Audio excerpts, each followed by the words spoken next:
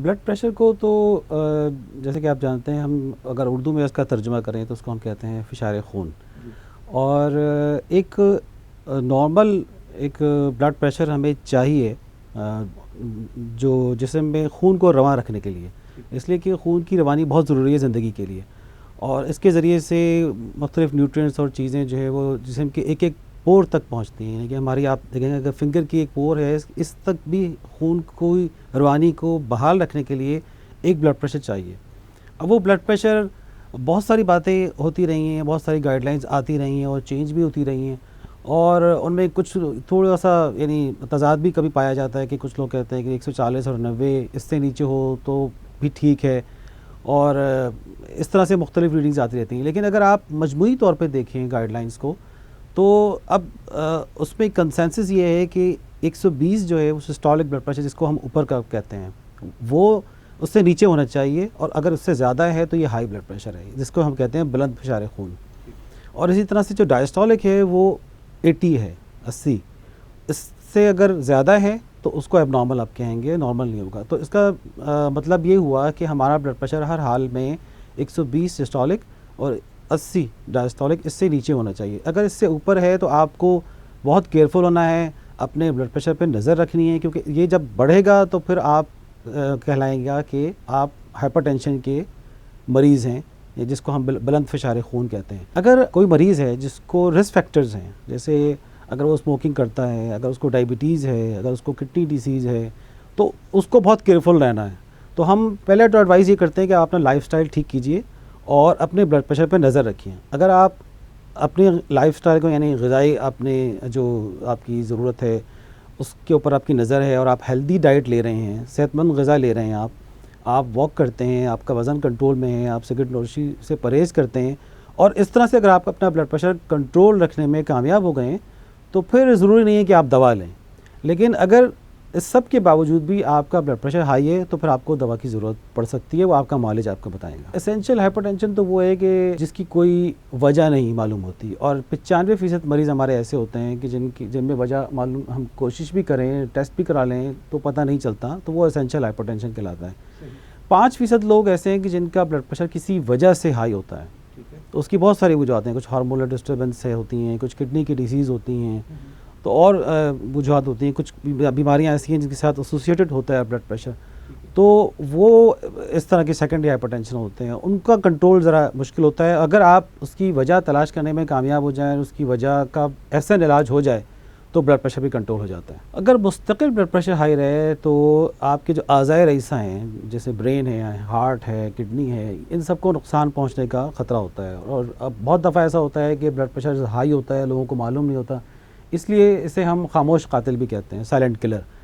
तो लोगों को पता नहीं होता उनका ब्लड प्रेशर हाई है, और वो फिर जब हमारे पास आते हैं तो किसी को स्ट्रोक हुआ होता है, तो किसी को हार्ट अटैक हुआ होता है, किसी की किडनी ज़ाया हो चुकी होती है, इसी तरह से बीनाई चली जाती है आँखों की। तो ये आज़ाए रईसा को नुकसान होता है अगर मुस्तकिल ब्लड प्रेशर हाई रहे। एक तो जो हमारी सोसाइटीज़ हैं ना, उन्होंने गाइडलाइंस दी हैं और काफ़ी कुछ बड़े अच्छे स्लोगन्स बना दिए हैं। जैसे हम हर साल जो अवेयरनेस प्रोग्राम होते हैं उसमें हम ये लोगों को के ऊपर, हम लोगों को ये बताते हैं कि you should know your numbers. हर आदमी को, वो मरीज़ है या नहीं है, हर आदमी को अपना नंबर पता होना चाहिए कि मेरा ब्लड प्रेशर का नंबर क्या है, और फिर वो उसके ऊपर नज़र रखे, वो टाइम टू टाइम चेक करता है। अब तो बहुत इजी हो गया है, डिवाइसेस हैं लोगों के पास, हर जगह लोगों को ब्लड प्रेशर चेक करना भी आता है, इजी मेथड है, कोई इतना मुश्किल काम नहीं है। तो हर आदमी को अपना ब्लड प्रेशर, यानी हर एडल्ट को अपना ब्लड प्रेशर मालूम होना चाहिए।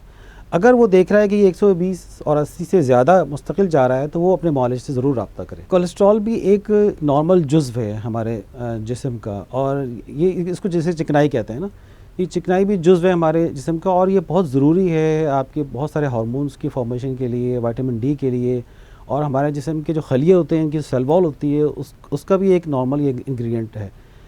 तो इसको भी अगर ये नॉर्मल रेंज में है तो ये एक बेहतर चीज़ है।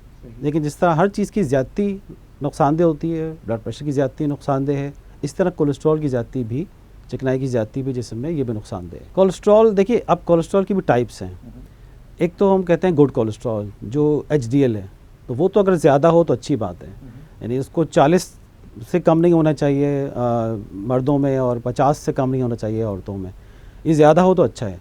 लेकिन जो बैड कोलेस्ट्रॉल है, जिसको हम एलडीएल कोलेस्ट्रॉल कहते हैं, और ट्राइग्लिसराइड्स हैं, ये बैड कोलेस्ट्रॉल हैं, तो इनको हमने कम रखना है। अगर ये ज़्यादा होंगे तो वही बात है फिर कि आपकी जो शरियानें हैं खून की, उनमें प्लेक जमने लगते हैं और वो फिर बंद होने लगती हैं। तो वही है कि अगर वो आपकी ब्रेन में वो शरियानें बंद हो गई हैं तो स्ट्रोक हो जाएगा, अगर वो हार्ट के अंदर बंद हो गई हैं तो हार्ट अटैक हो जाएगा, वो किडनी में बंद हो गई हैं तो किडनी ख़राब हो जाएंगी। टू सम एक्सटेंट ये हम पता कर सकते हैं, यानी एक हद तक अगर आप स्क्रीनिंग कर रहे हैं, कोई भी प्रॉब्लम नहीं है किसी आदमी को, और वो वैसे ही अपनी स्क्रीनिंग के लिए कहीं चला गया, तो अगर सिर्फ कोलेस्ट्रॉल करा ले तो एक आइडिया तो हो जाएगा। अगर वो कोलेस्ट्रॉल ज़्यादा है तो फिर उसको पूरा लिपिड प्रोफाइल कराना चाहिए। अगर आपको कोई रिस्क फैक्टर है तो बेहतर है कि लिपिड प्रोफाइल कराएं।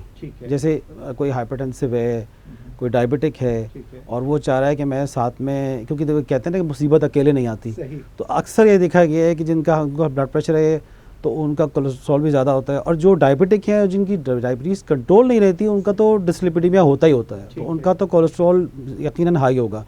तो इसलिए उनको पूरा लिपिड प्रोफाइल कराना चाहिए। जो हमारा जो लिपिड प्रोफाइल है, जो चिकनाई की जो अक़साम है, उनमें से एक किस्म है ट्राइग्लिसराइड। आप अगर एक्स्ट्रा कैलोरीज ले रहे हैं और आपकी डाइट प्रॉपर नहीं है, सैचुरेटेड फैट्स ले रहे हैं आप, बहुत चिकनाई और मुरगन चीज़ें आप खा रहे हैं, तो ट्राइग्लिसराइड बढ़ना शुरू हो जाता है। इसी तरह जो डायबिटिक पेशेंट हैं हमारे, उनका भी ट्राइग्लिसराइड बढ़ना शुरू हो जाता है। Triglyceride is most atherogenic type of cholesterol, यानी कि ये अगर ज़्यादा हो तो ये बहुत ही, इसको कहते हैं वर्स्ट कोलेस्ट्रॉल। एक बैड भी नहीं है, ये वर्स्ट है, बदतरीन कोलेस्ट्रॉल है ये। इस लिहाज से बदतरीन है कि ये जो आपकी शरियानों में, जो दिल की हमारी शरियानें हैं, और उनमें जो प्लेक जमता है उसको बहुत तेज़ी से बढ़ाता है ये। तो वो प्लेक बर्डन जब बढ़ता चला जाएगा तो बहुत तेज़ी से दिल की बीमारी आपको हो जाएगी, या स्ट्रोक हो जाएगा, या किडनी ज़ाया हो जाएंगी। अगर वही बात है कि अगर रिस्क फैक्टर्स हैं तो फिर तो लाजमी दवाइयों से आपको ट्राइग्लिसराइड को नीचे लाना है। लेकिन अगर रिस्क फैक्टर्स नहीं है और आपने पेशेंट को अच्छी तरह से स्क्रीन कर लिया है, और सिर्फ उसका ट्राइग्लिसराइड, जैसे फैमिलियल होता है बाज़ दफ़ा, अच्छा फैमिलियल भी जो होते हैं उनका भी कंट्रोल बड़ा मुश्किल होता है, तो मोस्ट ऑफ द टाइम हमें भी दवाइयों पे जाना पड़ता है। लेकिन अगर ये भी नहीं है और ट्राइग्लिसराइड बढ़ा हुआ है आपकी सिर्फ डाइट की वजह से, तो फिर तो कोई रिस्क फैक्टर नहीं है, तो फिर आप डाइट अपनी ठीक करें। कुछ लोगों का वज़न बढ़ा हुआ होता है, उसको वज़न को वो ठीक करें।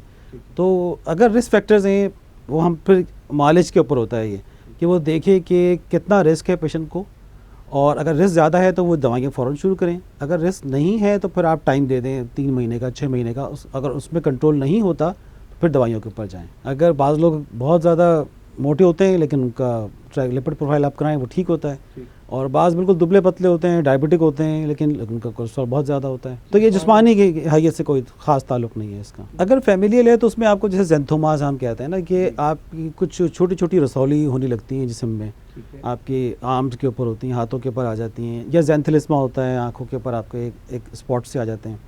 तो अगर ये है तो ये एक अलामत हो सकती है कि आपका कोलेस्ट्रॉल ज़्यादा है। अगर हाइपरटेंशन मुस्तकिल, यानी कि ब्लड प्रेशर आपका हाई है, तो अगर हार्ट अटैक, चलिए वो तो एक दूर की बात है ना, लेकिन इसके अलावा ये होता है कि दिल की दीवारें मोटी होने लगती हैं, इसको हम लेफ्ट वेंट्रिकुलर हाइपरट्रोफी कहते हैं।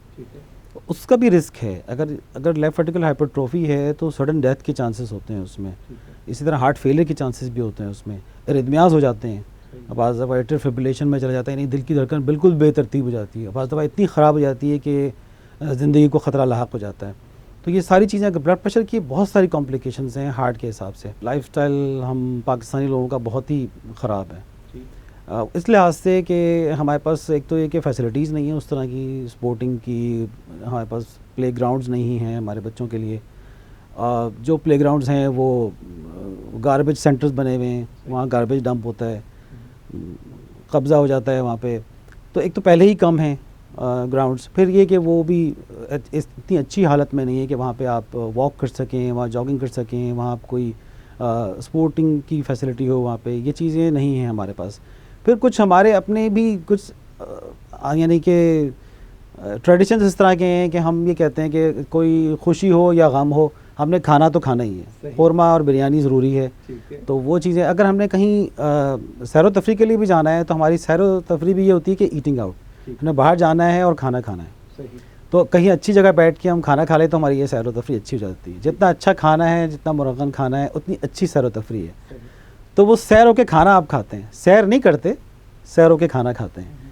तो ये जो सैर होके हम खाना खाते हैं वो अपने उस वक्त तो एंजॉय कर लिया है, लेकिन देखिए जितनी हम बाहर के खाने होते हैं उनमें घी होता है टेस्ट के लिए, टेस्ट एनहांसर होते हैं ना सारे, तो वो उसमें घी भी आ जाता है कि घी का टेस्ट ज़्यादा अच्छा होता है, तो वो ज़्यादा मुरक्कन होते हैं। इसी तरह से उनमें नमक की मकदार भी ज़्यादा होती है जायके के लिए।